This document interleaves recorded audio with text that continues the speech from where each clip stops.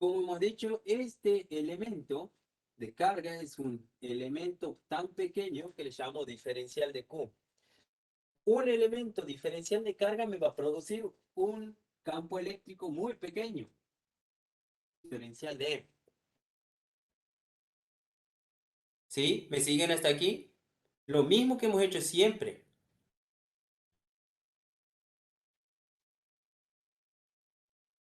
Resulta que, como les he dicho, siempre vamos a hacer uso de la simetría y voy a tomar el elemento simétrico respecto del eje X, el elemento de carga simétrico, porque para aprovechar la simetría yo he centrado el anillo respecto del eje X.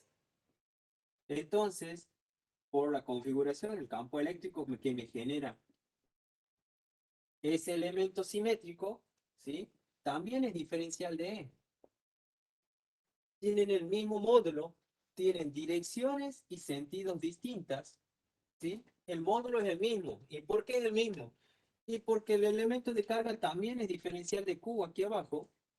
La distancia R entre la carga y el punto donde quiero saber el campo eléctrico es R, es la misma en ambos casos.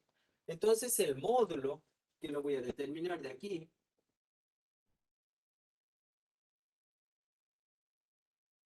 ¿sí? Observen, siempre en una igualdad se mantiene la igualdad. Si pongo diferencial de Q aquí, me está diciendo que esto me va a dar algo muy chico, un infinitésimo. Por lo tanto, del otro lado, del otro miembro de la igualdad, tiene que aparecer, en este caso, algo muy chico, como en este caso el diferencial de campo eléctrico. Entonces, un pequeño campo eléctrico es generado por una pequeña carga.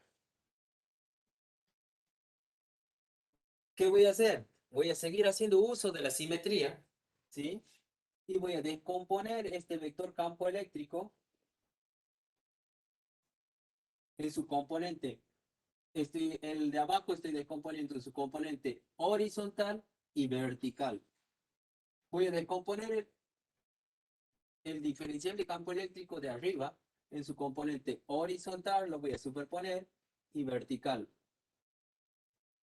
Ustedes ven que las componentes verticales tienen el mismo módulo, misma dirección, pero sentidos contrarios. Por lo tanto, Ahí se voy van. yo. ¿Sí? Yo, ya voy yo. No así en el caso de las componentes horizontales. Estamos viendo que las componentes horizontales son las que se van a sumar. ¿Sí? Entonces, lo que me va a interesar del campo eléctrico que me genera este anillo es solamente la componente horizontal. Entonces, ahí vamos a poner en evidencia este ángulo. Le llamo θ. Como me interesa solo la componente horizontal, porque las verticales se van a anular por la simetría, mi diferencial de E sub X va a ser K de Q sobre R cuadrado por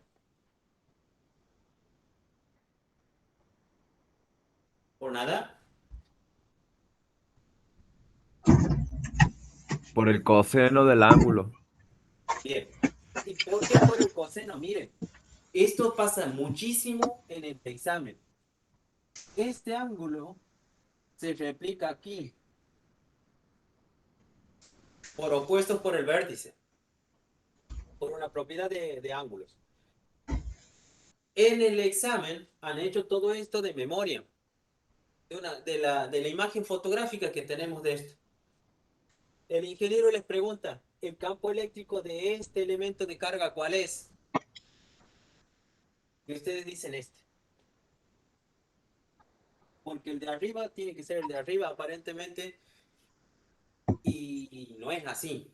Tenga mucho cuidado con eso. A medida que vamos haciendo, les voy mostrando cosas en las que siempre se equivocan. Entonces, siempre pensamos cuando nos preguntan.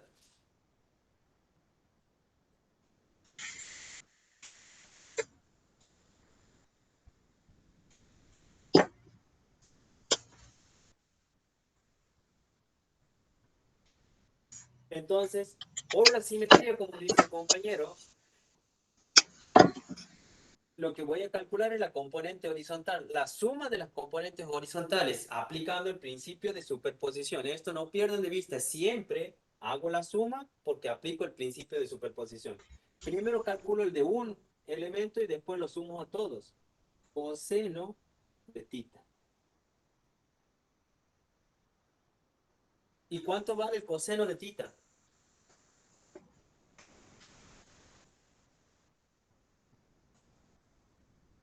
Cateto adyacente Ah, sobre hipotenusa. Bien, cateto adyacente sobre hipotenusa. ¿Cómo? Tita está aquí y tita también vale, está del otro lado. Esta es mi distancia X, que es el cateto adyacente de ese ángulo, y la hipotenusa es R. Entonces, al coseno de tita yo lo puedo poner como adyacente sobre hipotenusa. Entonces, cuando reemplazo aquí, me va a quedar K de Q por X sobre R al cuadrado, y aquí tengo otro R. ¿Estamos hasta ahí?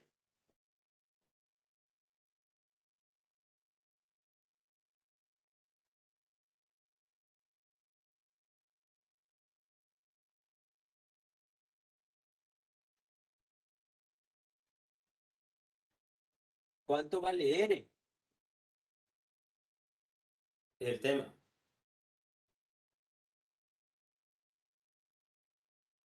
R lo sacaríamos por Pitágoras. ¿Y cuánto valdría? Se valdría la suma de los cuadrados de los catetos, ¿no? Sí,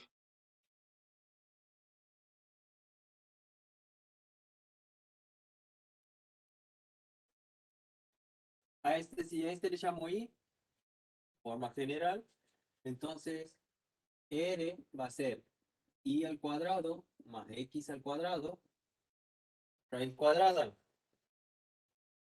Aquí me va a quedar diferencial de E sub X igual a K por X sobre R al cubo, diferencial de Q. Como R es X cuadrado más I al cuadrado, raíz cuadrada, y aquí está elevado al cubo, me va a quedar K por X sobre cuadrado más X al cuadrado a la 3 media.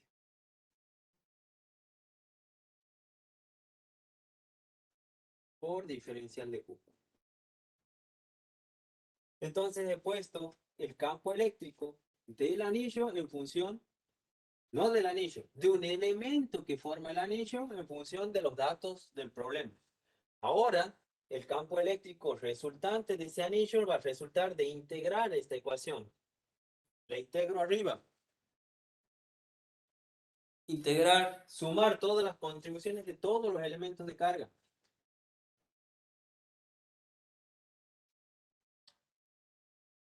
E sub X va a ser la integral. Va a ser la integral de K por X sobre cuadrado más X al cuadrado a la 3 medio.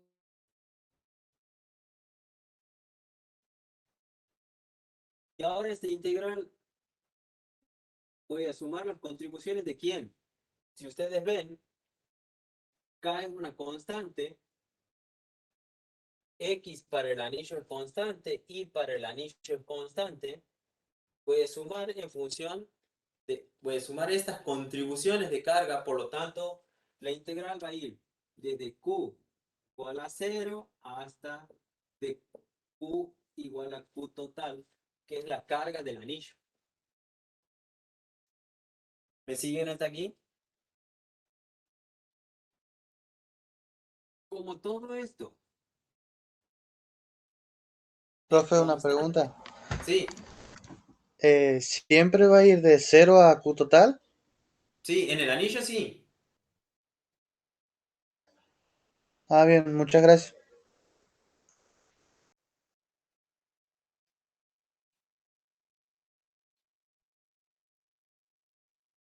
claro en el anillo porque puedo hacer esto para la mitad del anillo, según la configuración de cargas que ustedes tengan.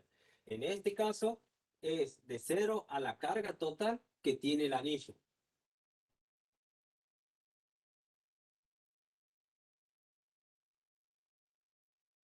Entonces me va a quedar K por X por Q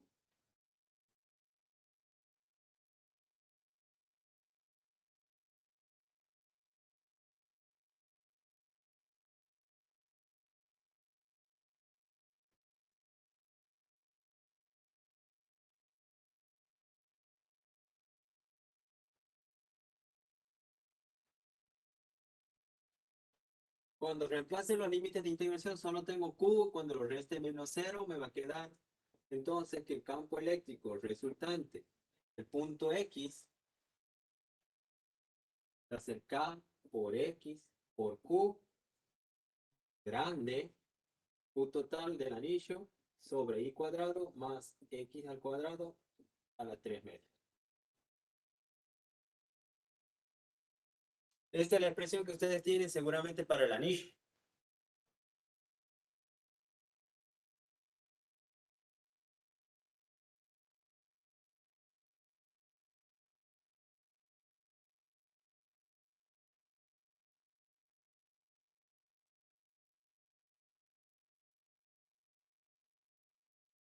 ¿Estamos hasta aquí? Disculpe, es que tendría una consulta. Sí. Por lo que veo, tiene dos componentes en el eje X. ¿No sería por 2 sumando los dos componentes? Usted tiene dos componentes de los elementos simétricos. ¿Sí? Cuando yo calculo solo el de 1.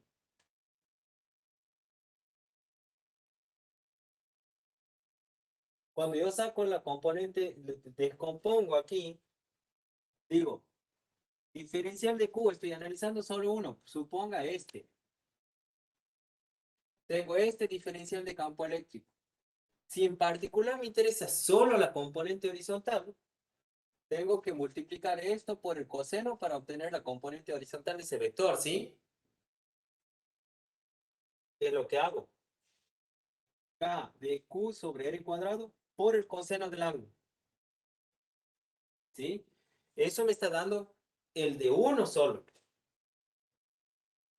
que tiene diferencial de Q. Este diferencial de Q me produce este diferencial de campo eléctrico. En particular, me interesa la componente horizontal de ese diferencial de campo eléctrico, que es lo que hago con este coseno. Solamente lo consideraría uno solo. A uno solo. ¿Sí? Hasta ahí. Después, pongo el coseno en función de los datos que tengo. Tenga en cuenta que esta expresión es la misma que esta. ¿Sí? Como dice usted, tengo en cuenta solamente la componente horizontal de un diferencial de E producto de un elemento de carga. ¿Estamos hasta aquí? Sí, que sí. Bien. ¿Qué hago? Profe, ¿puede volver a Más. explicar el paso anterior? Miren, voy a borrar el dibujo para que lo entiendan. Hasta aquí he representado los elementos simétricos para que ustedes vean que las componentes verticales de los campos eléctricos, estos generados por estos diferenciales de carga, se anulan por simetría. Hasta ahí estamos con lo físico, ¿no?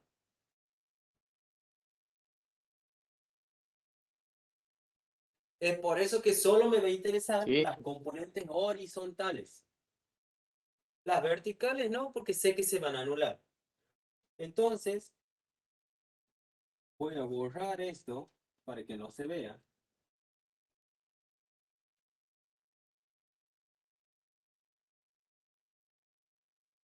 Miren, me va a quedar así. Es lo que hago.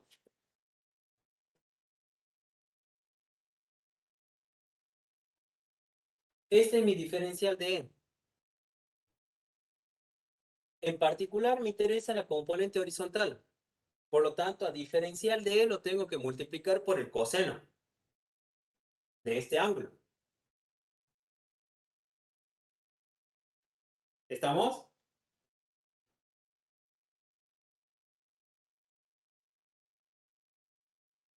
Me va a dar, multiplicado este vector por el coseno del ángulo, me da la proyección de este vector sobre el eje horizontal, que es lo que yo quiero saber. Eso lo hago aquí. K de Q sobre R cuadrado por el coseno. ¿Estamos?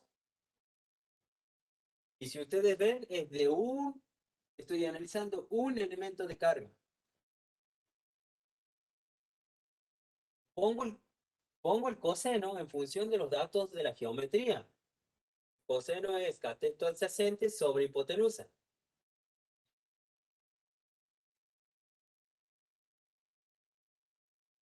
Y lo reemplazo aquí. Después reemplazo el R por lo que vale. R vale por Pitágoras la raíz cuadrada de la suma de los cuadrados de los catetos. Y me queda esta expresión en función de el elemento de carga y de la geometría del punto donde yo quiero determinar el campo eléctrico. ¿Estamos? Con esta ecuación, con esta,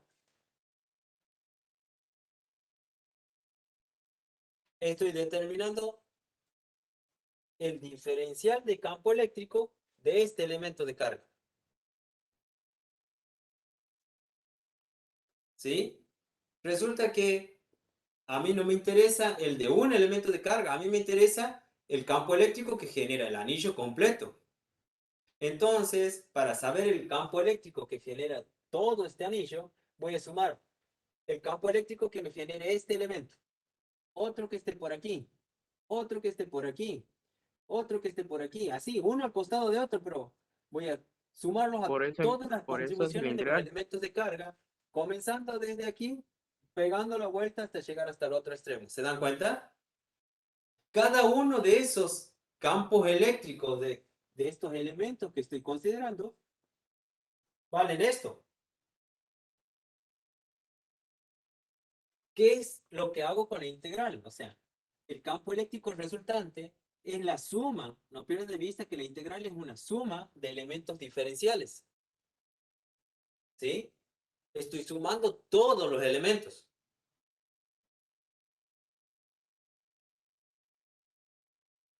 ¿Desde dónde? Y desde Q igual a 0, que se da por decirlo aquí, hasta Q, cuando Q vale la carga total que tiene este anillo. ¿Se alcanza a ver?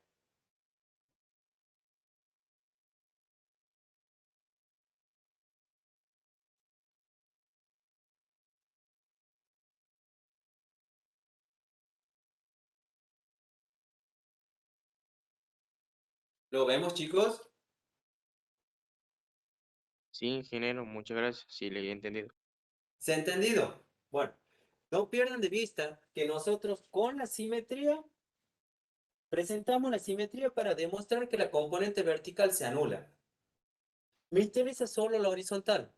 Por lo tanto, veo cuánto vale una de las horizontales y después me integro, sumando desde 0, desde Q igual a 0, hasta que complete la carga total que tiene el anillo.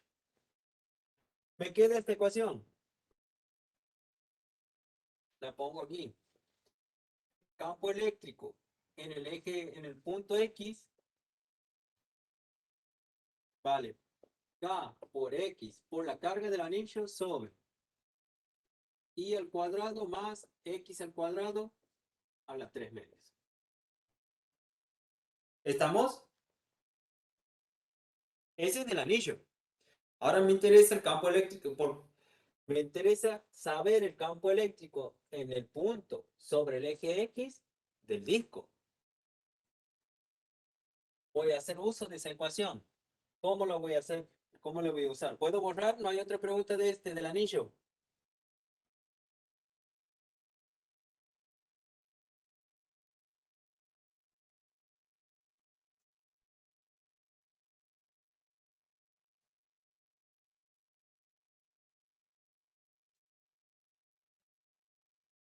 ¿Puedo seguir?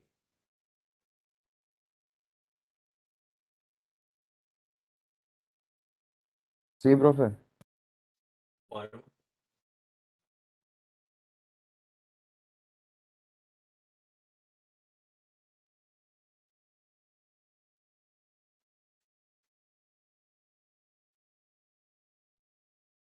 al igual que hacía en el anillo,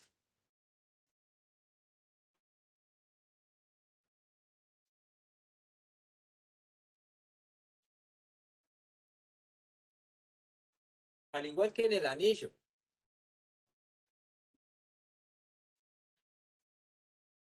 consideraba para comenzar el análisis un elemento del anillo y averiguaba cómo era el campo eléctrico en su eje, en el centro.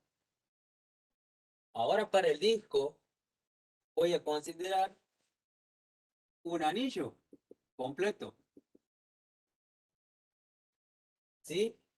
Ese anillo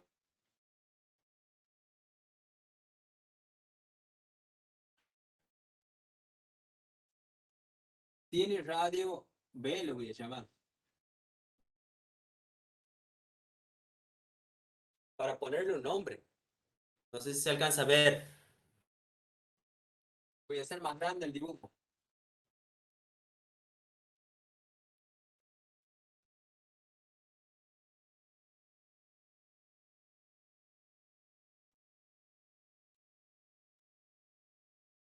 Este es el disco. Yo voy a considerar un anillo para el análisis.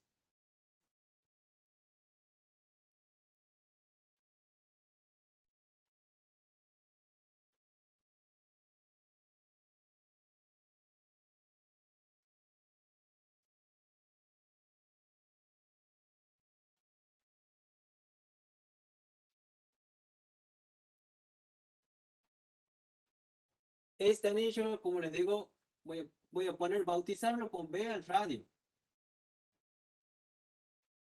Voy a considerar que ese anillo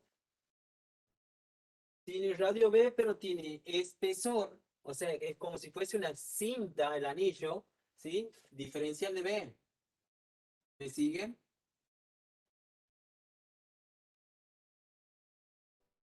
Entonces,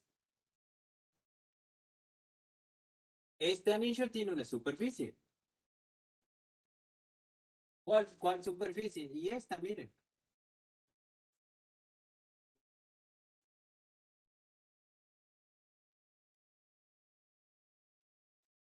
¿Se ve? ¿Cuánto vale esa superficie?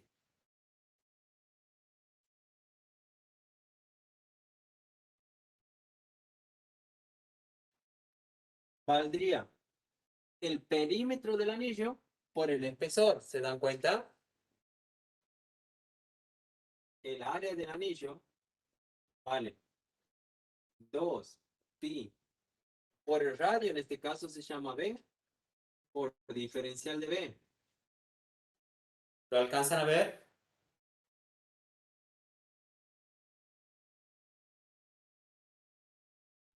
Este anillo sobre el eje X me genera un campo eléctrico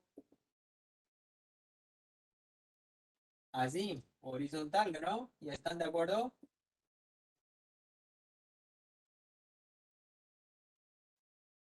Y miren cómo pongo el campo eléctrico. Un diferencial de campo eléctrico me produce. ¿Por qué? Porque como este anillo tiene un espesor diferencial de B, va a tener una carga diferencial de Q.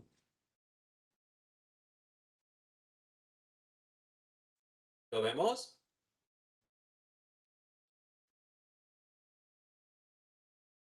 Entonces, mi pregunta es, ¿cuánto vale esta carga?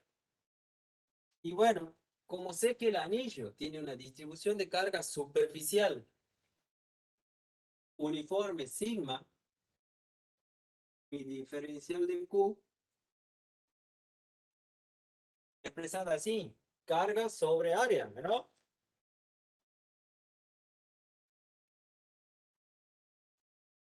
Entonces, ¿cuánto vale la carga?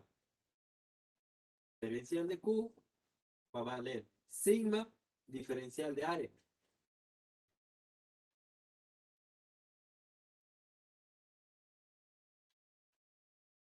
Sigma por 2 pi por B por diferencial de B. ¿Me siguen hasta aquí?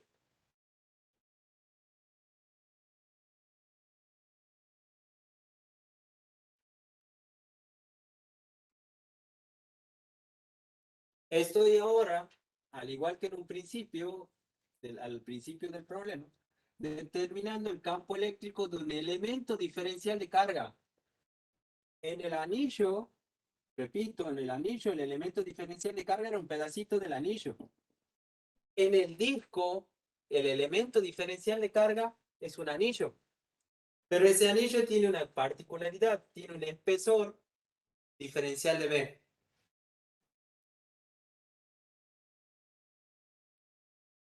¿Cuál es el área de ese anillo? Vale, el perímetro, que es 2pi por el radio, en este caso el radio vale B, por el espesor diferencial de B. ¿Cuánto vale la carga de ese anillo?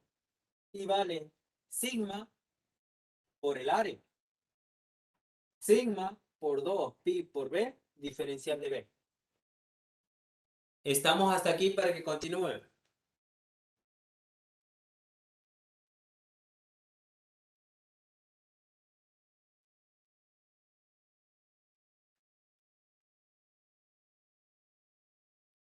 Chicos, Sí, profe. seguimos. Entonces, ¿por qué he puesto diferencial de B? ¿Y por qué? Porque miren, estoy poniendo este elemento diferencial de carga me produce un elemento diferencial de campo eléctrico. Ya sabemos que el anillo me produce campo eléctrico sobre el eje del anillo, así, saliendo en este caso porque se trata de cargas positivas. Entonces, ¿cuánto vale? Observen, este es E sub X, el campo de un anillo en su momento. Ahora lo estoy tomando al anillo como un elemento diferencial, por lo tanto, mi diferencial de sub X va a quedar expresado como K por X por diferencial de Q sobre esto era lo que nos permitía saber R. Ahora, el I del anillo pasa a ser B. Por eso lo voy a poner como B al cuadrado más X al cuadrado a la 3 medios.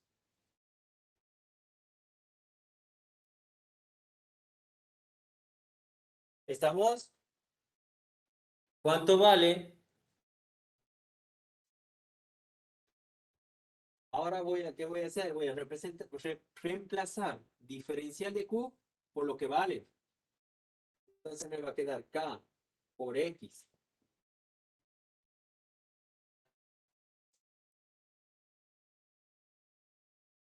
Diferencial de Q vale sigma por 2 por pi por B por diferencial de B, todo sobre B al cuadrado más X al cuadrado a la 3 medios.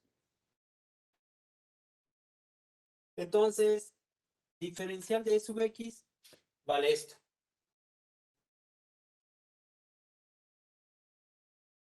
O sea, el anillo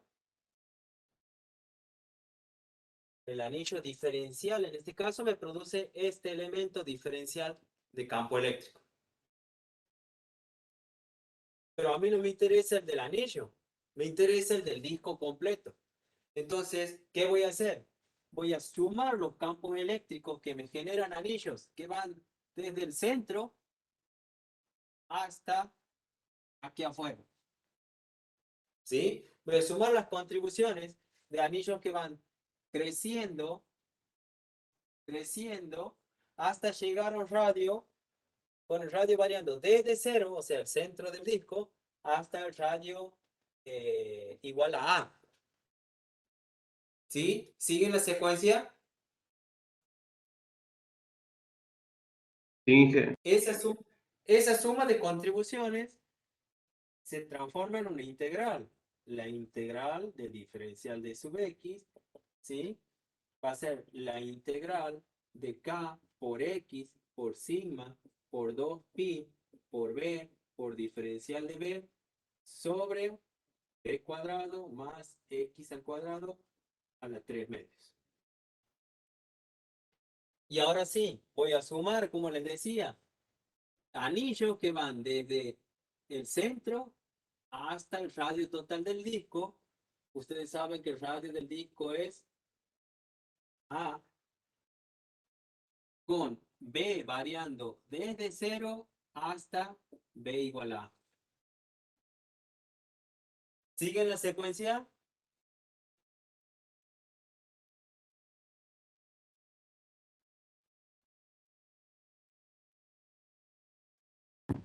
Finge. Bueno, Finge. vamos a resolver esta integral. Es necesario para resolverla hacer un cambio de variable y vamos a llamar a esto U. Entonces, digo que U es igual a B cuadrado más X al cuadrado. ¿Sí? Diferencial de U va a ser igual a ¿qué?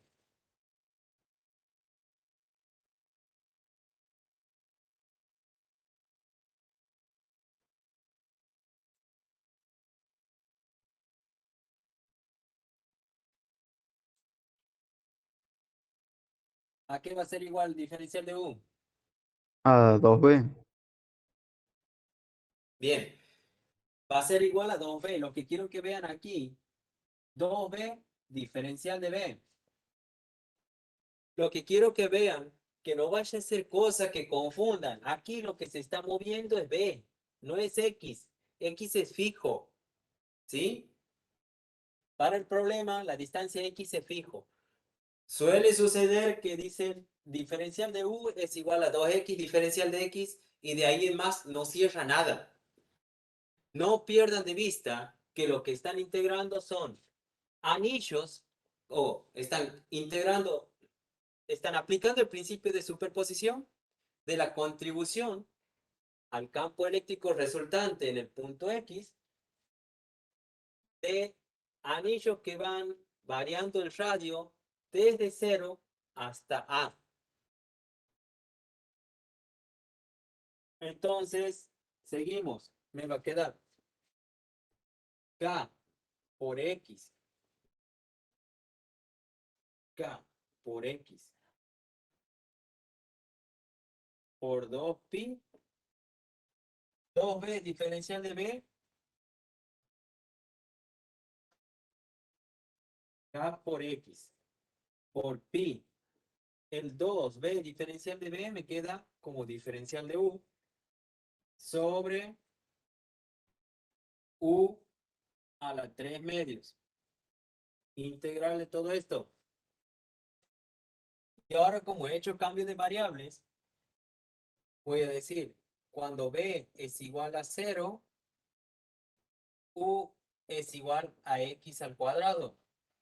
Y cuando b es igual a a, u es igual a al cuadrado más x al cuadrado. Estoy cambiando los límites de integración. Otra cosa que no hacen, que no ponen en la evaluación. Sí o sí van los límites de integración. Cambio, se tiene que notar en este paso. ¿Sí? Cambiando la variable, cambio los límites de integración. Entonces va desde x al cuadrado hasta al cuadrado más x al cuadrado. ¿Estamos? Profe, Sí. yo podría reemplazar por la integral que está en la tabla.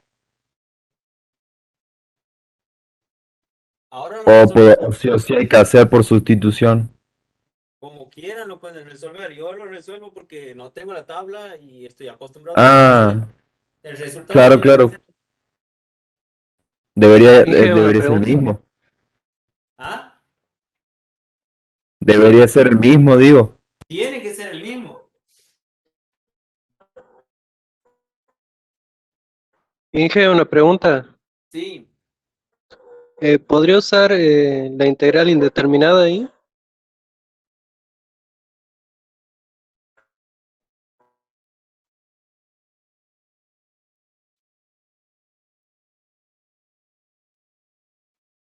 Disculpe, la integral indeterminada. ¿A qué se refiere con eso? Que no cambio los valores, sino que al final reemplazo u por lo que había sacado, ¿no? Como usted quiera, ¿no? Cualquiera sea el camino matemático que sigamos, el resultado final va a ser el mismo. Usted ha visto que me dice, yo sigo haciendo cambios de variables. Si quieren aplicar la tabla, lo hacen. Asumo que lo que dice usted ahora, cuando llegamos al final, tiene que dar el mismo resultado. ¿Lo resuelvo? Inge, ¿y en el parcial podemos usar tabla de derivadas o no? La Tabla de tabla de integrales, perdón. derivadas, en la tabla de derivadas que les ha dado el ingeniero, ¿está esta derivada, esta integral? Sí. Si está, no hay problema. Le da para que lo usen.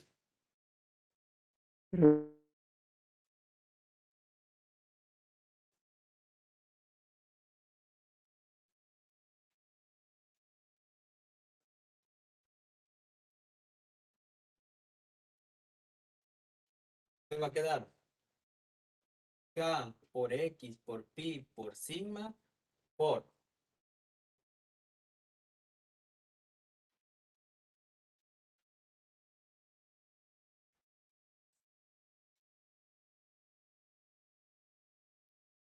¿Cuánto?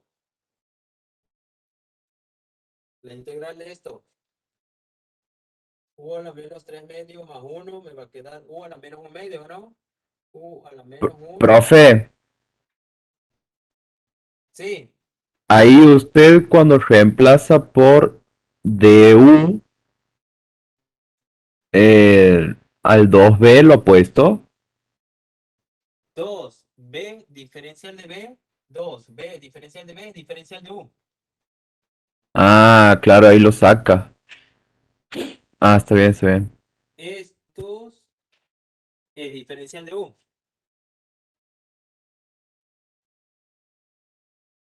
¿Me sigue? Sí, No, sí. diferencial de U sobre U a la 3 medios. Entonces, me queda acá por X por pi por sigma por la integral de diferencial de U sobre U a la 3 medios entre X al cuadrado y A al cuadrado más X al cuadrado. Cuando resuelvo la integral, me quedaría U a la menos 3 medios, ¿no? Más 1 sobre menos 1 medio. ¿Lo vemos?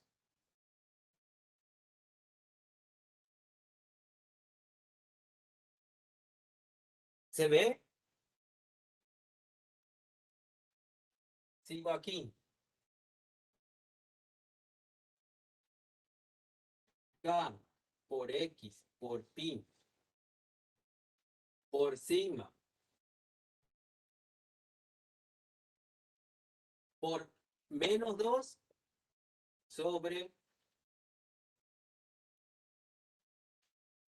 U a la 1 medio. ¿Sí? Como es a la 1 medio, sería la raíz cuadrada de U, ¿no?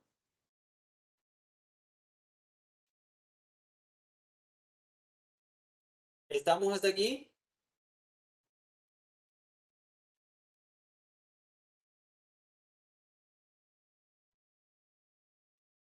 Entre X al cuadrado y X al cuadrado más X al cuadrado. Reemplazo los límites. K por X, por pi, por sigma. Invierto los límites por el signo menos. Me voy a quedar 2 por 1 sobre raíz cuadrada de X al cuadrado. Menos 1 sobre raíz cuadrada de A al cuadrado más X al cuadrado. ¿Estamos hasta aquí?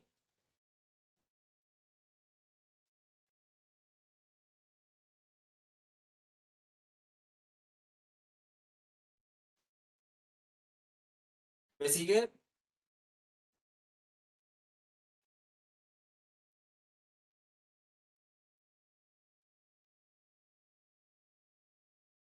Chicos,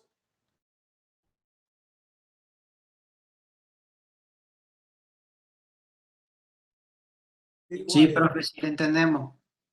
seguimos.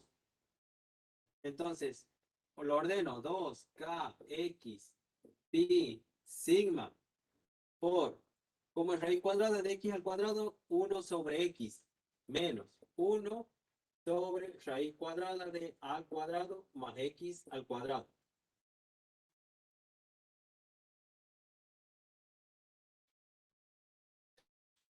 Este 1 sobre X lo voy a sacar como factor común de ambos.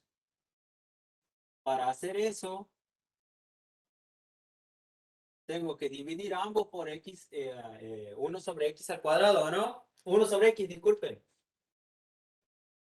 ¿Lo vemos? Saco factor común este, 1 sobre X. Me va a quedar 2K, X, pi, sigma, 1 sobre X. Factor común de 1 menos 1 sobre raíz cuadrada de A al cuadrado sobre X al cuadrado más X al cuadrado sobre X al cuadrado.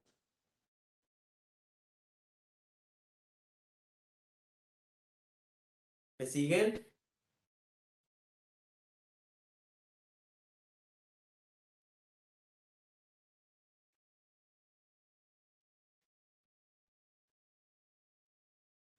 Aquí se van a simplificar.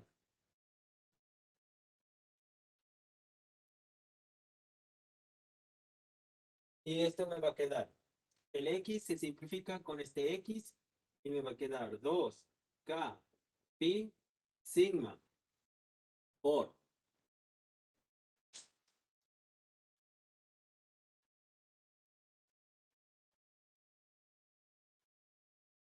1 menos 1 sobre raíz cuadrada de A al cuadrado sobre X al cuadrado más 1.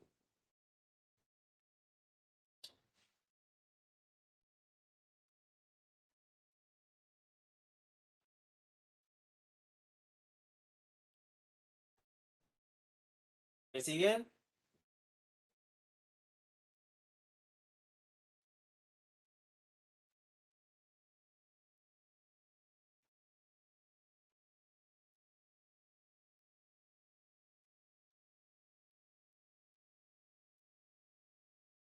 Profe, una pequeña duda matemática más que nada.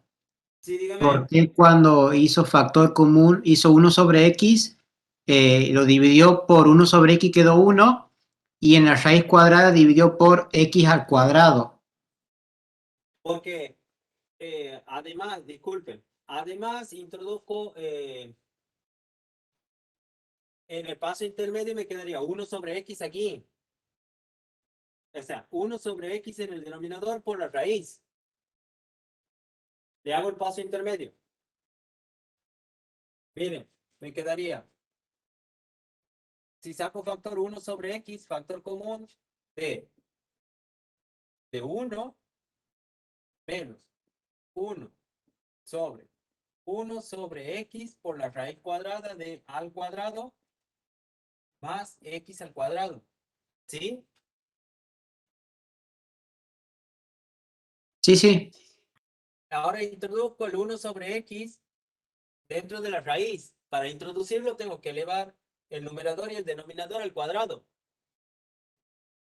Y lo distribuyo porque es distributivo respecto de la raíz. ¿Sí? Por eso me queda 1 sobre x, 1 menos 1 sobre raíz cuadrada de a al cuadrado sobre x al cuadrado más x al cuadrado sobre x al cuadrado.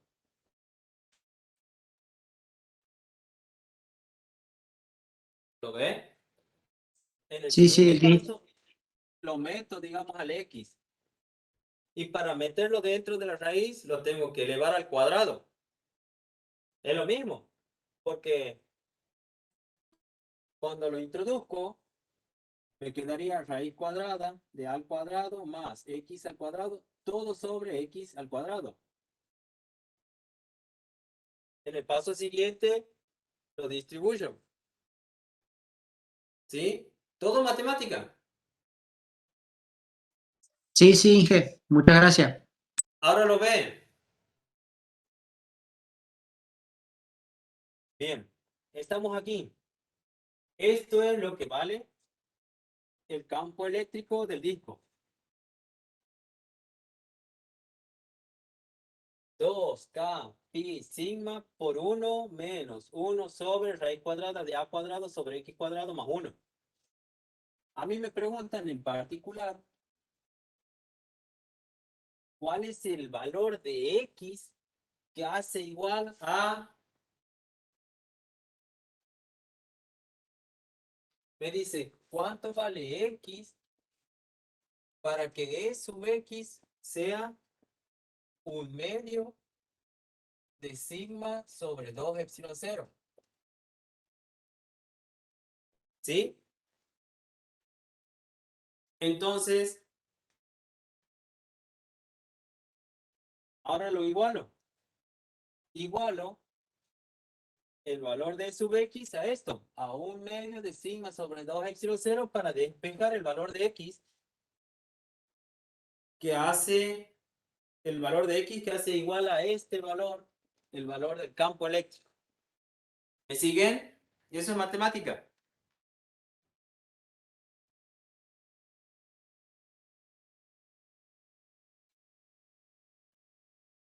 En vez de darme un valor de sub x, me están dando una ecuación. Valor, no me dan un valor numérico, sino dan un valor con símbolos aquí. ¿Qué voy a hacer? Lo voy a igualar. Esto es igual a 1/2 de sigma sobre 2 epsilon 0.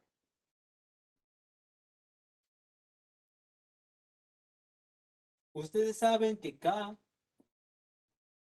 también lo puedo expresar como 1 sobre 4 pi epsilon 0, ¿o no?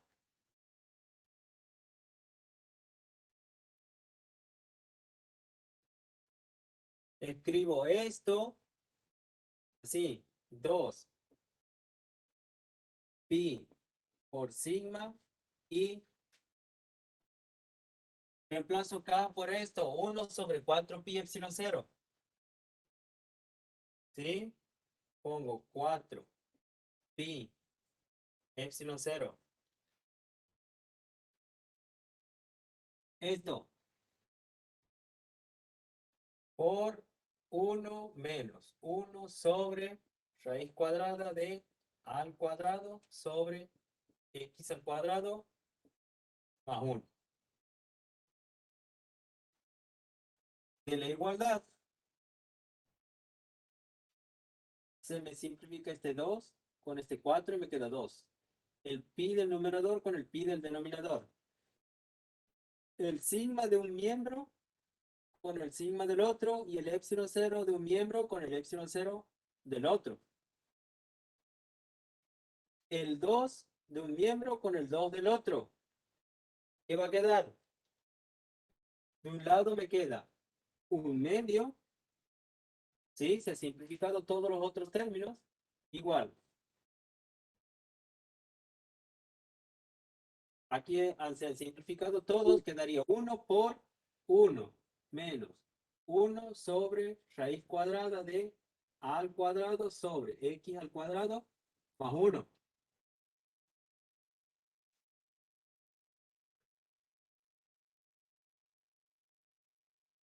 ¿Sí? Sigo aquí arriba.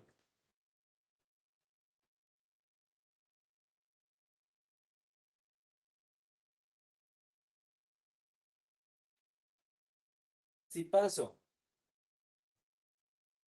un medio que está sumando de este miembro, restando del otro, y que está restando, este término que está restando de este miembro, sumando del otro, me va a quedar 1 sobre raíz cuadrada de al cuadrado sobre x al cuadrado más 1 igual a 1.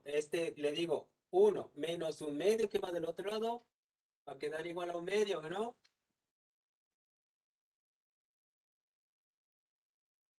Ahora, que está dividiendo en este miembro va a pasar multiplicando del otro. Lo mismo con la raíz. Voy a poder poner que 2 es igual a la raíz cuadrada de a al cuadrado sobre x al cuadrado más 1. ¿Me siguen?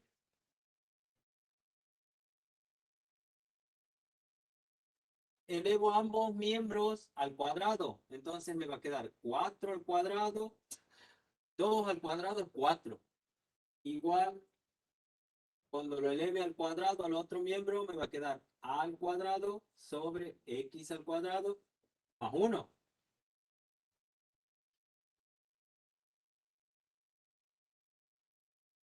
Este 1 que está, este término, 1 que está sumando de este miembro, pasa restando del otro, entonces me quedaría 3 es igual a al cuadrado sobre x al cuadrado. De aquí, puedo decir entonces que x al cuadrado es igual a al cuadrado sobre 3. Y si aplico raíz en ambos miembros, me va a quedar entonces que x es igual a la raíz cuadrada de a al cuadrado sobre 3. Distribuyo la raíz, que no puedo.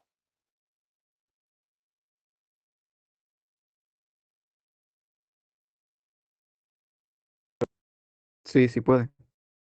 Bueno, como quieran. Si quieren, ya tengo el valor de x que hace igual, que hace que el campo eléctrico valga un medio de sigma sobre 2 epsilon 0. ¿Y cuánto vale? Vale a, que es el radio del disco, sobre 3. Disculpen, la raíz cuadrada de a al cuadrado sobre 3. Este es el valor de x que hace que e sub x sea igual a un medio de sigma sobre 2 epsilon 0.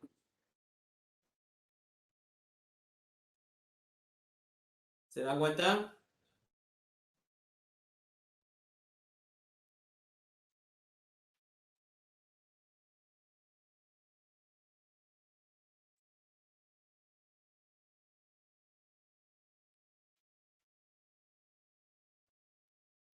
Y ahí hemos resuelto el problema número 6, que era determinar el campo eléctrico de un disco.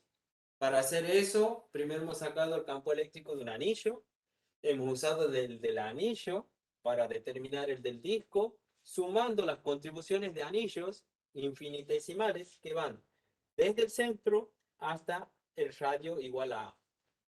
¿Preguntas?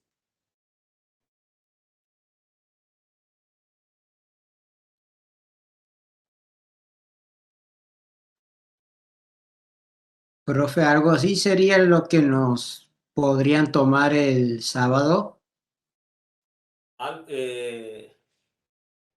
No creo que sea un procedimiento tan largo. En el caso que les den algo así, le van a decir, ¿Cuánto vale X para que el campo eléctrico sea 800 newtons sobre coulomb? Por decirlo así. Eso lo hace más sencillo todo. ¿Sí? No es algo tan elaborado como esto. A lo sumo les van a pedir, como les digo, así. O le van a decir, ¿cuánto vale el campo eléctrico en este punto? Le van a dar un valor de X para que ustedes determinen E sub X.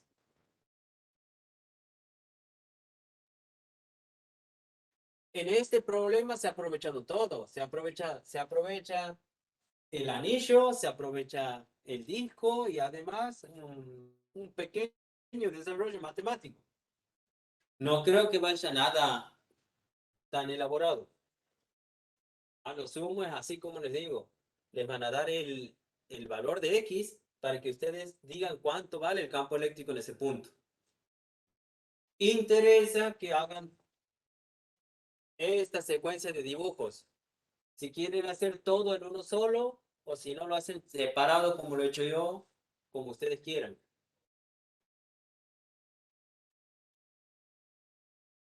¿Preguntas?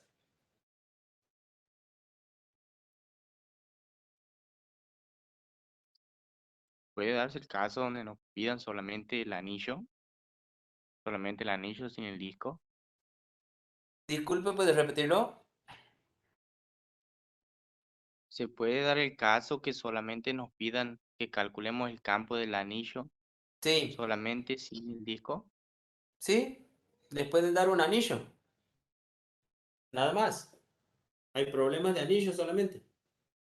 Y en ese caso es mucho más sencillo. Usted ha visto que el primer paso, la determinación del campo eléctrico. Disculpe, Inge, en el ejercicio de la guía número 3, el ejercicio número 3 puede ser que lo puedan resolver porque en ese tengo una par de dudas. A ver, déjeme que lo busque. Esa guía creo que no la he impreso.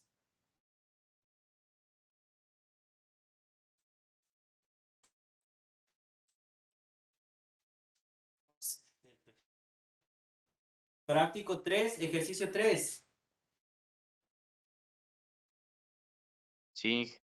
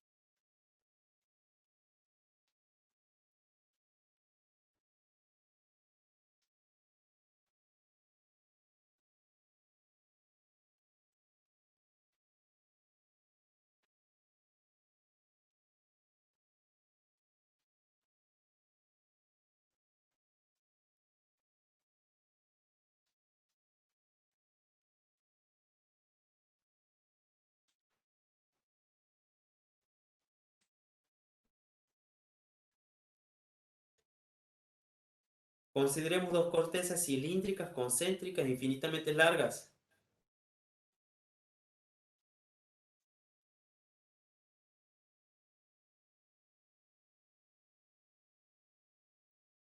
¿Ese es el problema que quiere hacer? Sí, Inge, no sé si alguno tendrá otro, pero yo tengo así. Bien. Consideremos dos cortezas cilíndricas, concéntricas, infinitamente largas. La corteza interior tiene radio interior R1 y posee una densidad de carga superficial uniforme sigma 1, mientras la corteza exterior tiene un radio R2 y una densidad de carga superficial uniforme sigma 2. Utilizar la ley de Gauss para hallar el campo eléctrico en las regiones R menores que R1, R mayores que R1 menores que R2, R mayores que R2. ¿Cuál deberá ser el cociente sigma 2 sobre sigma 1 y el signo relativo de ambas para que el campo eléctrico sea cero cuando R sea mayor que R2? ¿Cuál es entonces el campo eléctrico entre las cortezas? Hacer un esquema de líneas de fuerza en el caso indicado en la parte B. Bueno,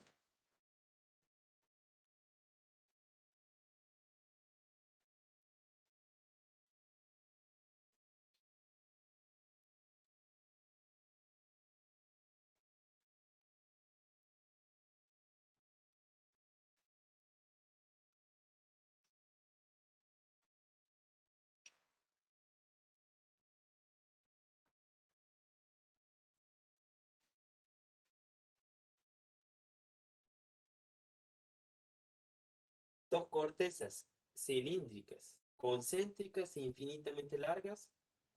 La corteza interior tiene radio R1 y posee una densidad de carga superficial sigma 1.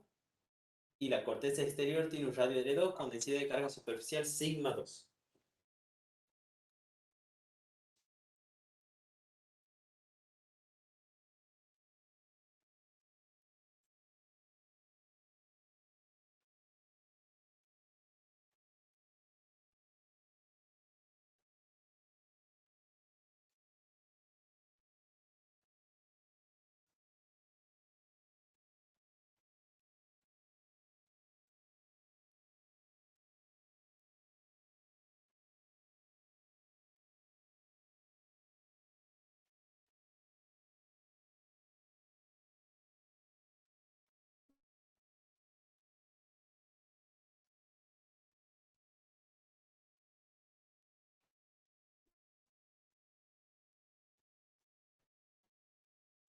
Esta será la situación.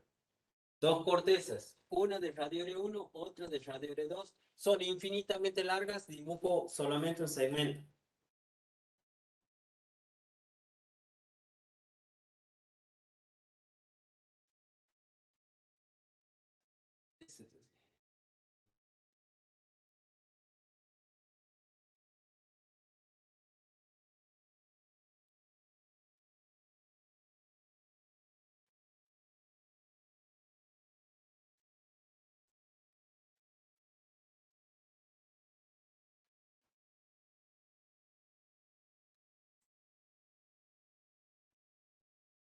¿Vemos?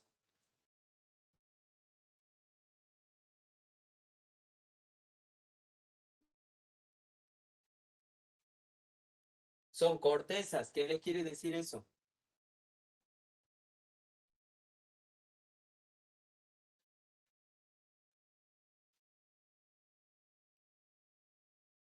Le quiere decir que tiene algún espesor. Si le dicen es un cascarón, es algo sin espesor. Lo que tiene corteza tiene algún espesor, por eso lo represento. Profe, si tiene corteza, tiene carga, ¿que no? O sea, son conductoras. No, aquí no especifica que sean conductoras. ¿Qué les dice que les lleva a considerar eso?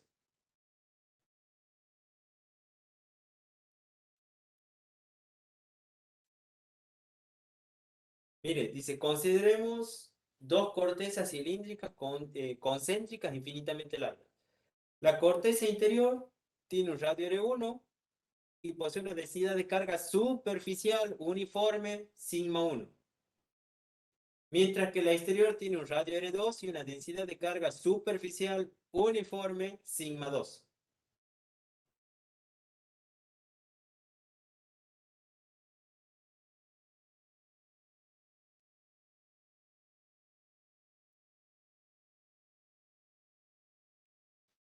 ¿Qué lo lleva a decir que es un conductor? ¿Qué lo lleva a usted a decir que eso que La está densidad hablando de un conductor? superficial.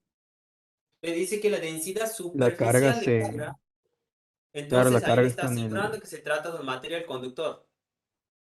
¿Se da cuenta? Eso no es específico, pero está implícitamente dicho que se trata de materiales conductores. ¿Estamos? Me dice utilizar la ley de Gauss para hallar el campo eléctrico en las regiones de R menores que R1. Por lo tanto, voy a aplicar Gauss.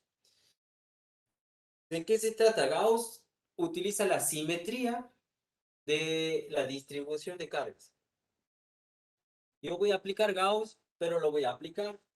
No lo voy a representar aquí. Siempre estamos hablando de algo, de cilindros que son infinitos. Yo lo voy a representar siempre en el medio. ¿Sí? Sea infinito o no.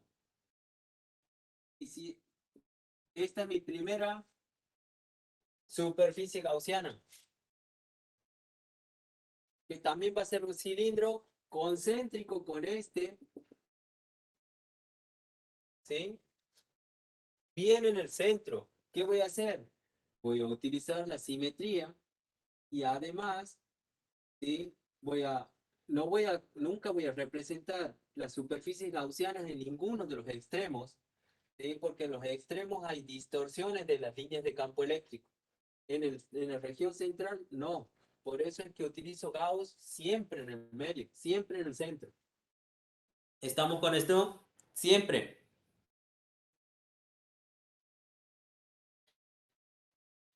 Entonces, voy a aplicar Gauss. ¿Qué le dice Gauss?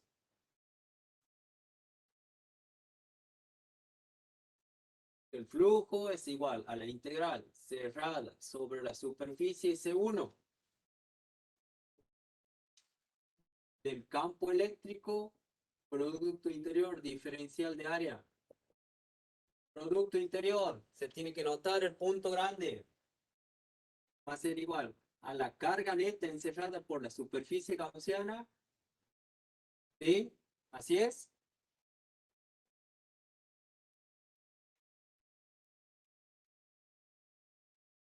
Sobre epsilon cero. Esto es lo que dice Gauss, ¿no?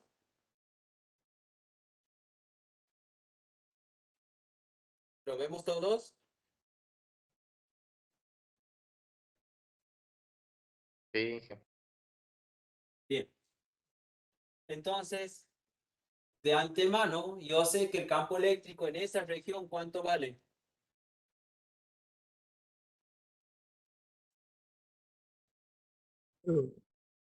¿Cuánto? Cero sería ahí en ese caso, ¿Por qué cero? Sí, vale cero. porque la superficie gaussiana no encierra ninguna carga. Bien.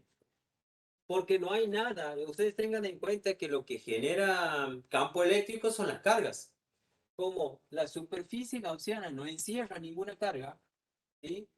Mi campo eléctrico es cero. Entonces, ¿qué voy a decir?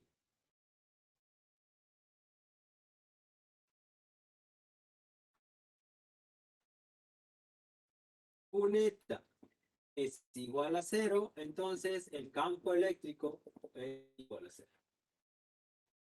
¿Sí? Mi superficie gaussiana no encierra carga, por lo tanto, el campo eléctrico es cero.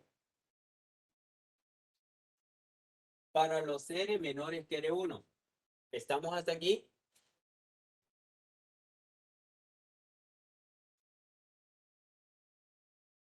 Para R mayores que R1, menores que R2, ¿sí? Tendré que trazar otra superficie gaussiana y lo voy a hacer en la región central y entre las dos. Así lo voy a hacer con línea continua.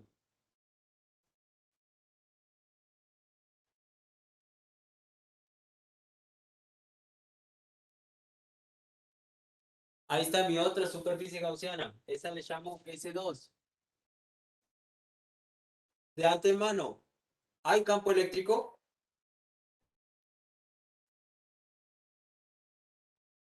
Sí, porque encierraría una carga. Sí, porque esta sí encierra carga, entonces tengo que ponerlo en evidencia. El campo eléctrico se debe a las cargas presentes sobre el cilindro, por lo tanto, ¿sí?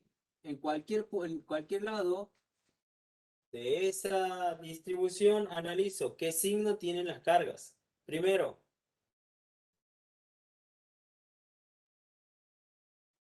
considerando una corteza cilíndrica concéntrica infinitamente larga, la corteza interior tiene un radio R1 y posee una densidad de carga superficial uniforme sigma 1, mientras que la exterior tiene un radio R2 y una densidad de carga superficial uniforme sigma 2. Ambas cargas se ve que son positivas, entonces el campo eléctrico generado por el cilindro interior es saliente, ¿sí? En cualquier dirección. Entre la región es saliente, por lo tanto, ahora considero los elementos diferenciales de área. Así tendría mi diferencial de área del envoltorio, así el de esta tapa, así el de la otra. Entonces, cuando resuelvo la integral cerrada sobre la superficie S2 del campo eléctrico, producto interior diferencial de área, es igual a la carga neta sobre epsilon 0. Resuelvo el producto interior. La integral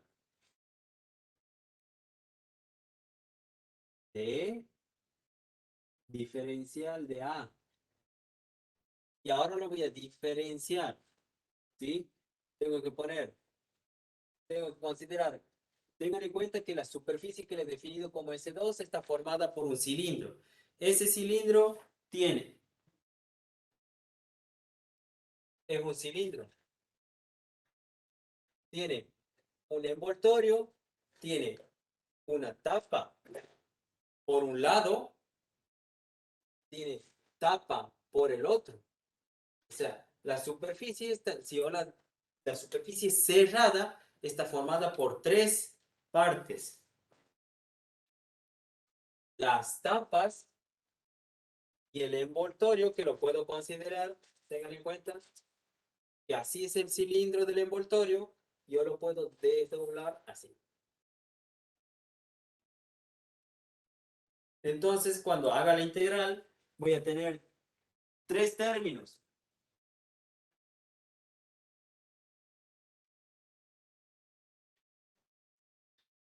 Le voy a llamar tapa 1 a esta, tapa 2 a la del otro lado y el envoltorio.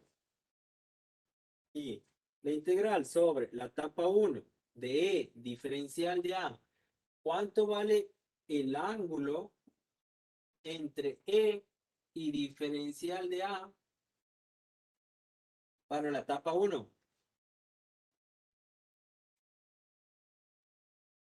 Si ustedes ven, vale 90 Cero. grados.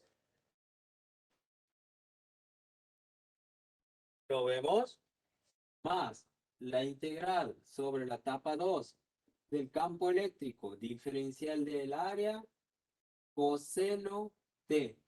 Sobre la tapa 2 estamos hablando, miren, el diferencial de área está apuntando hacia allá, el campo eléctrico es radial y saliente, ¿sí? Entonces tengo 90 grados nuevamente,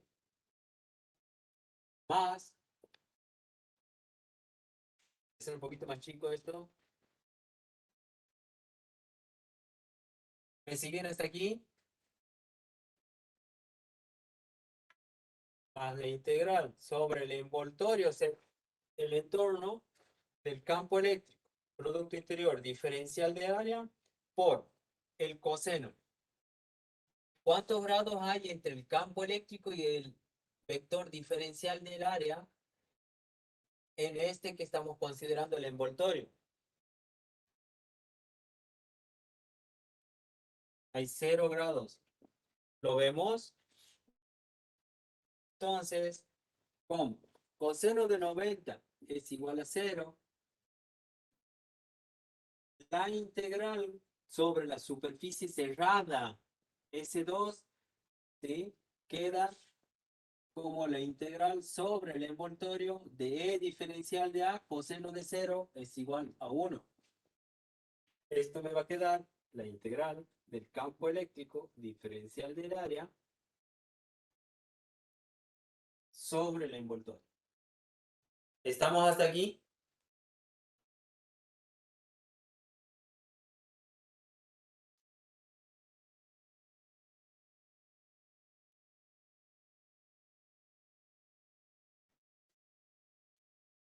No sé quién me había preguntado el problema. ¿Estamos?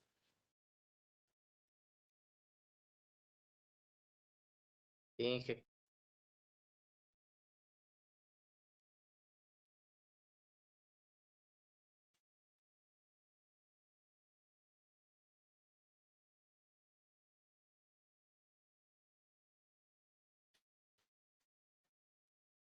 Me va a quedar el campo eléctrico, cualquiera sea, ustedes tengan en cuenta que la superficie gaussiana es concéntrica, ¿sí? Y para cualquier punto sobre el envoltorio, el campo eléctrico tiene el mismo valor porque está a la misma distancia desde el cilindro interior, que es el que que es el que posee la carga y el que está generando el campo eléctrico. Por lo tanto, el campo eléctrico sale fuera de la integral y me va a quedar la integral diferencial de área, que no es otra cosa que el área.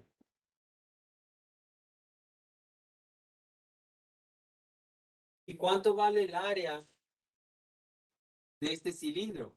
Digamos, del envoltorio que forma el cilindro.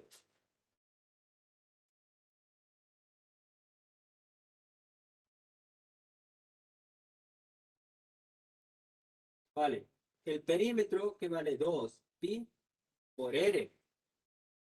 Tengan en cuenta que el radio que estamos hablando es el radio de la superficie gaussiana.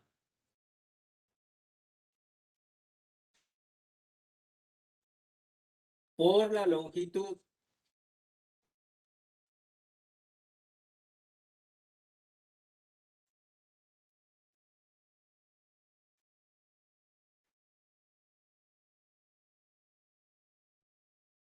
¿Estamos? Ahora bien, E diferencial de A no es otra cosa que E por el área. ¿Y cuál es el área? El área de la superficie gaussiana, en particular del envoltorio. Ese área es 2 pi por R y por la longitud de mi superficie gaussiana. Radio de la superficie gaussiana, longitud de la superficie gaussiana. ¿Me siguen? Cuidado, esta es la clave para resolver y entender bien Gauss. Estoy hablando de la superficie gaussiana cuando hablo del área. Es igual a la carga neta sobre epsilon 0. ¿Y cuánto vale la carga neta? Sí, la distribución de carga sobre el cilindro es uniforme y vale sigma, es carga sobre área, la puedo expresar así, ¿no? Me interesa entonces cuánto es la carga. Vale sigma por el área. Bien. Y esta en particular es la carga neta encerrada por la superficie gaussiana. Y el área ¿Qué sería la carga neta superficie encierra la gaussiana. superficie gaussiana? Y encierra la carga que tiene este pedacito del cilindro. Que está dentro de la superficie gaussiana.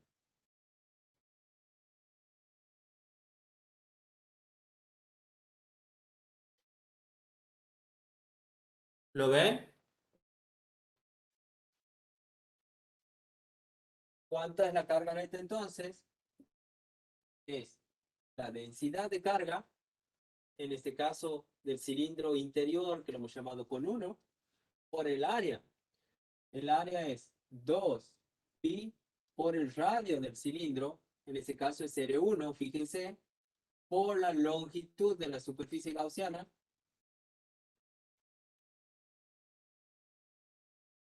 ¿Sí? Entonces, me va a quedar igual a sigma 1 por 2 por pi por R1 por la longitud sobre epsilon 0.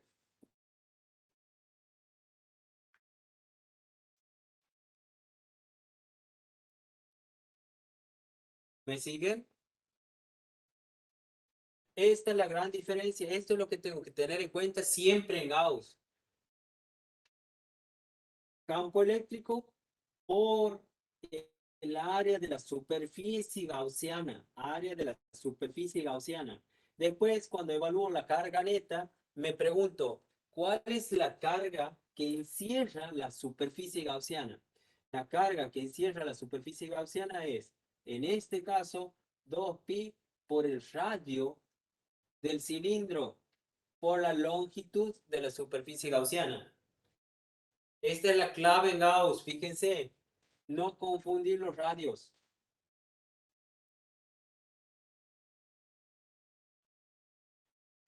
Entonces, ahora estoy en condiciones de simplificar las longitudes y me va a quedar que el campo eléctrico en la región entre los cilindros vale 2 pi R1 sigma 1.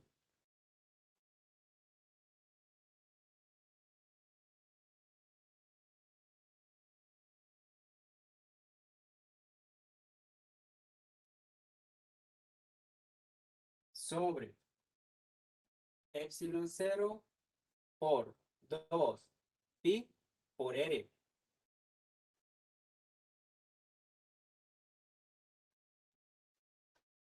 Se me van a simplificar los 2 pi. Tengo el numerador y el denominador, no me he dado cuenta en el paso anterior. Entonces, va a quedar R1 sigma 1 sobre epsilon 0 R. Campo eléctrico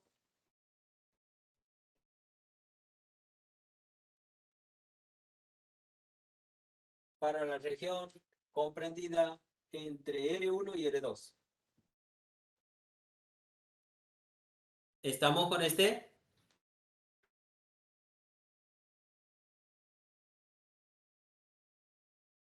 Sí, Inge. Bien. Vamos con los radios mayores que R2. Clave Gauss, les repito, área de la superficie gaussiana, carga neta, área que depende, la carga neta depende de la carga que encierra mi superficie gaussiana.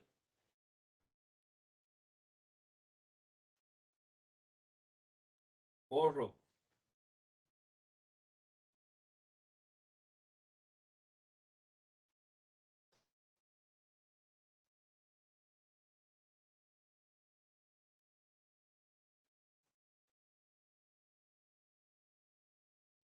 R mayores que R2. Para los R mayores que R2 voy a trazar una superficie gaussiana por aquí afuera.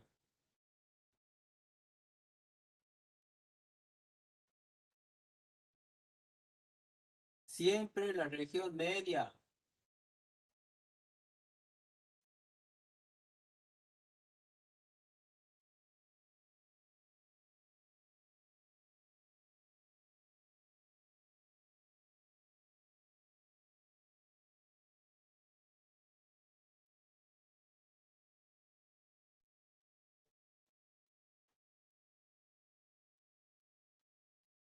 ¿Sí? Entonces, otra vez, la integral cerrada. Mire cómo le voy poniendo nombres. Superficie S3. El campo eléctrico. Producto interior. El elemento diferencial de área es igual a la carga neta sobre epsilon 0. Aplico nuevamente Gauss. Otra vez vemos que el campo eléctrico existe porque tengo carga encerrada. Ambas son positivas, seguro que carga. La suma de las cargas va a tener un valor y si hay carga encerrada, tengo campo eléctrico, entonces ese campo eléctrico va a ser Borro esto para que no nos confunda. Esta es mi superficie S3. Radial y saliente, el campo eléctrico. El elemento diferencial de área. Un segmento de un elemento diferencial de área sobre la superficie del envoltorio. Así va a ser mi diferencial de área de la etapa 1. Así el diferencial de área de la etapa 2. Hemos dicho hacia abajo el diferencial de área o perpendicular al área, el elemento diferencial de área del envoltorio.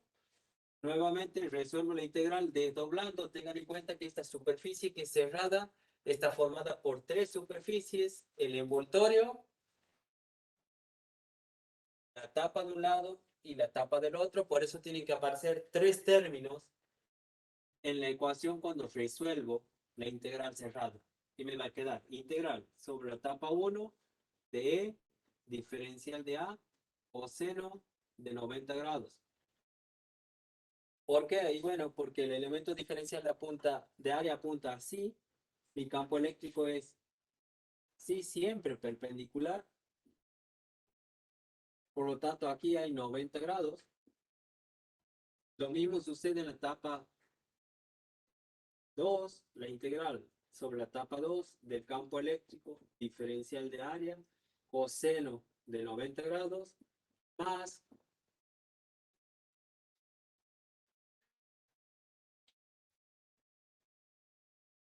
para que entre todo.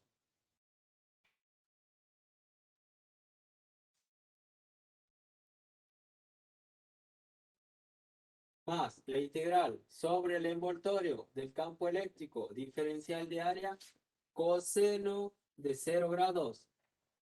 Diferencial de A y campo eléctrico son colineales, entonces el ángulo es 0 grados.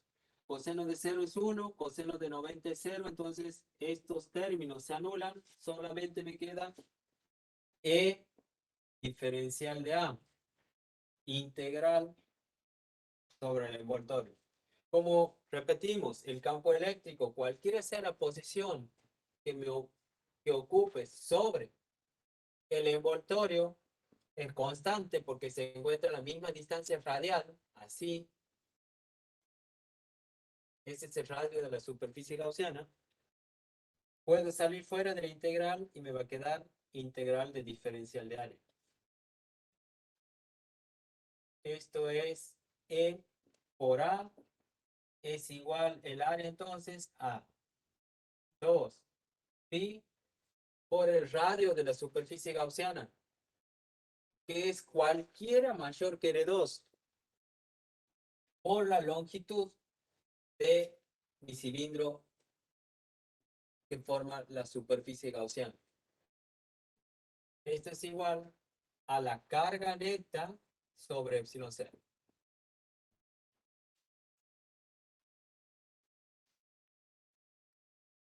Y ahora viene, repito aquello. E por 2, pi por R por L. ¿Cuánto vale la carga neta encerrada por la superficie gaussiana? Es la pregunta que me tengo que hacer para resolver el otro miembro de la igualdad. Y si ustedes ven, vale. La carga de esta superficie gaussiana por fuera encierra el cilindro de adentro y encierra el cilindro de afuera. ¿Lo vemos? Encierra la fracción del cilindro que envuelve esta franja, tanto de R2 como de R1. ¿Lo podemos ver eso?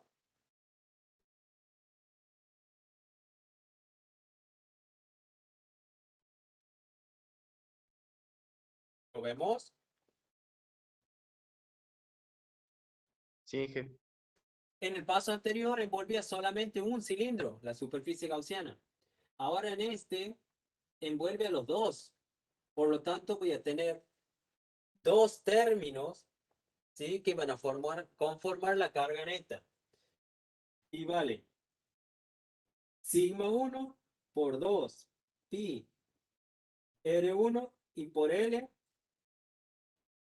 El primero, el que se debe a esta, porque es la superficie de mi cilindro por la densidad superficial, más en este sería este cilindro, miren.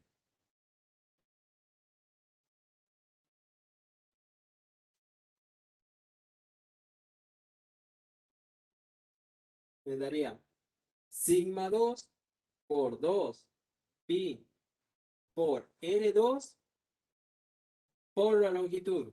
Todo sobre epsilon 0. ¿Me siguen?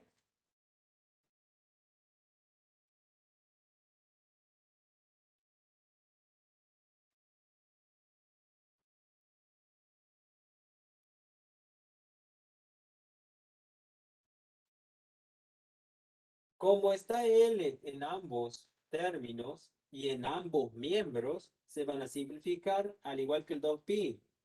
El 2pi, el L, el 2pi y el L se van a simplificar con este. Por lo tanto, el campo eléctrico va a quedar igual. Sigma 1 por R1 más sigma 2 por R2 todo sobre epsilon 0 por L. Este sería el campo eléctrico para los R mayores que R2. ¿Lo ve el compañero que ha preguntado? Sí, que se ve bien. ¿Se nota bien? Disculpe, dije, Sí. las cargas son las dos positivas, por eso he hecho la suma, ¿no? Si no sería una diferencia de carga. Sí. Si no sería la diferencia, ahí tengo que considerar el signo porque es la carga neta. Si una, y ahora bien, ahora lo vemos bien, porque dice, ¿cuál debe ser el cociente sigma 2 sobre sigma 1 y el signo relativo de ambas para que el campo eléctrico sea 0 para las regiones R mayores que R2? ¿Lo vemos? Sí, claro. Entonces, ya sabemos cuánto vale el campo eléctrico. Voy a borrar el dibujo. ¿Qué voy a hacer? Lo voy a mirar desde aquí. Lo voy a mirar desde ahí al cilindro y lo voy a dibujar. Mirar desde el frente. Cuando lo miro desde el frente, tengo dos cilindros concéntricos.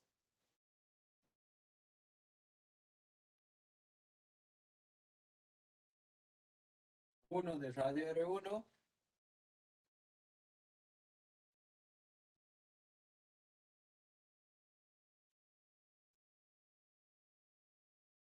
y otro de radio R2. ¿Lo vemos? Lo estoy mirando desde el frente, el cilindro. Es infinitamente largo. Este es mi cilindro si lo veo de costado, pero si lo veo de frente, miren, veo esto más o menos, ¿lo alcanzan a ver?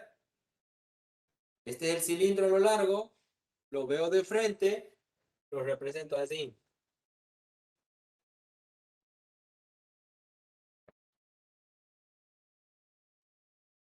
Me dice, la pregunta es,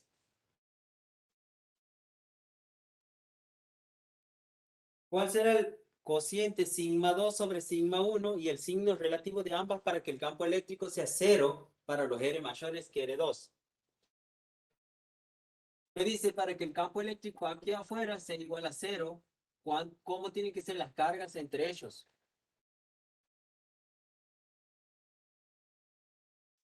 Tendrían que ser iguales. Entonces, ajá, iguales y aparte me dice el signo y ahí está la clave. Tienen que ser iguales en módulo, pero Sí, sí, signo contrario. de signos diferentes, de tal manera que Porque si usted yo había tengo dicho por que, escucho, sí, dije, usted habría dicho en la otra consulta que que si el campo eléctrico es igual a cero, no significa que no haya carga, solamente que capaz se anulan.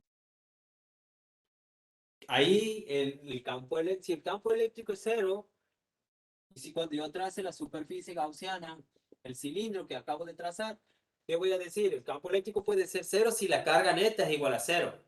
Esa carga neta, o sea, tendré que sumar, si esta es 5 positiva y esta es 5 negativa, y bueno, la carga neta encerrada es cero. No hay campo eléctrico afuera, pero sí hay carga. ¿Sí? Sí hay carga.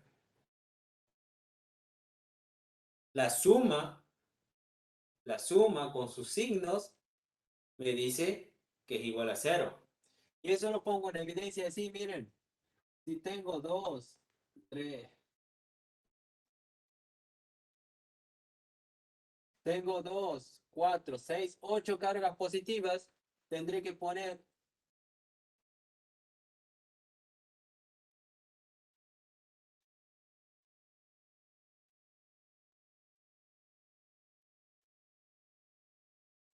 8 negativas, ¿sí? De tal manera que las líneas de campo eléctrico salen de cargas positivas, se dirigen a cargas negativas, ¿lo ven? Entonces, ¿qué puedo decir? ¿Cómo tiene que ser el cociente? Le dice sigma 2 sobre sigma 1 para que el campo eléctrico fuera sea igual a cero. Entonces, las distribuciones de carga, los cocientes, ¿cómo tienen que dar?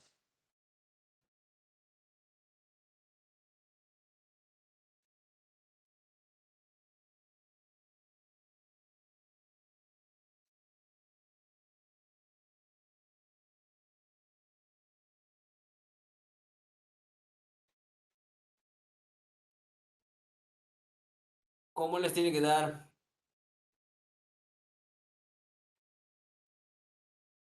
Los signos sabemos que son uno lo opuesto del otro.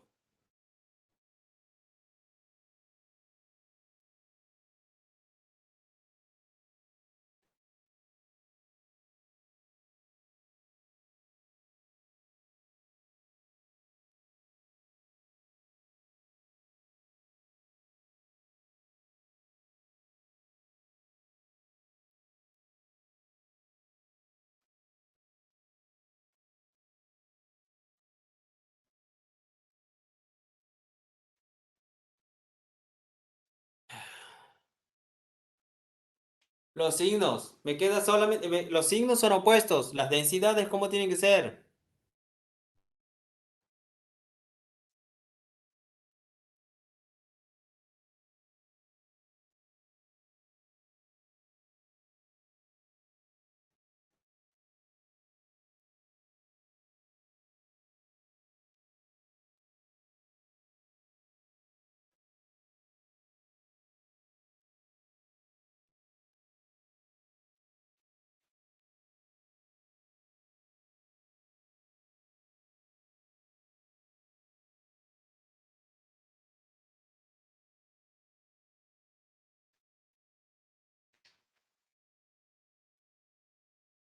Miren, ¿qué voy a hacer? Voy a utilizar esto. En principio, cualquiera podría haber dicho eso tiene que ser igual a 1. ¿Me están siguiendo?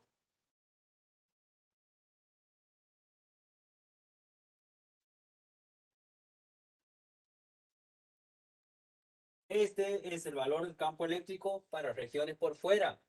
A mí me preguntan cómo tiene que ser este cociente. Entonces, esto lo voy a igualar a 0. Si lo igualo a 0 y paso esto que está dividiendo, multiplicando del otro miembro, entonces me va a quedar sigma 1 R1 igual a menos sigma 2 R2. De aquí, si hago el cociente, sigma 2 sobre sigma 1 va a ser igual a menos R1 sobre R2. ¿Me siguen?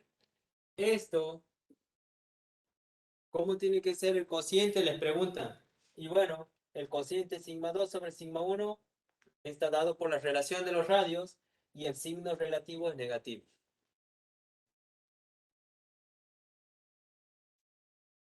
¿Me siguen?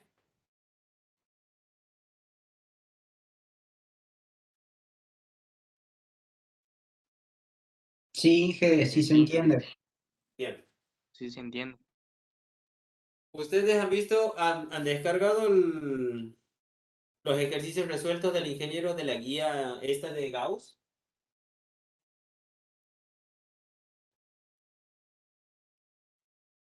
Sí, Si lo habrán visto, es súper ordenado el ingeniero. Le han pedido, tiene un libro completo de problemas resueltos de esa manera. Les he dicho en una de las clases que lo pidan. Me he olvidado yo de pedirle, ahora le voy a pedir para que lo suba. No son estos problemas, son todos los problemas que no se resuelven en las guías. Son distintos, pero tienen este nivel, sirve para aprender. Ya le voy a decir que los publique. Bueno, ¿alguna pregunta más? Así rápido que ya estamos en horario.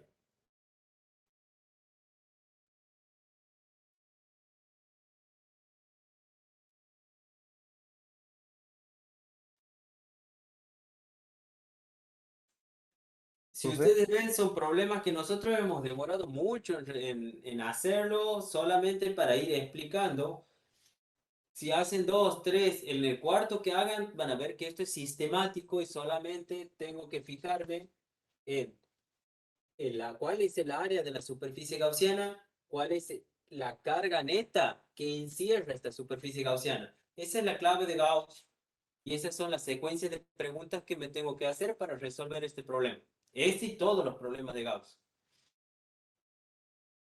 Esto en Gauss, en el tema anterior, y la cuestión es preguntarme cuál es el elemento diferencial de carga que genera el campo eléctrico y después hacer la integral para el anillo, para el cilindro, para la línea, siempre de la misma manera.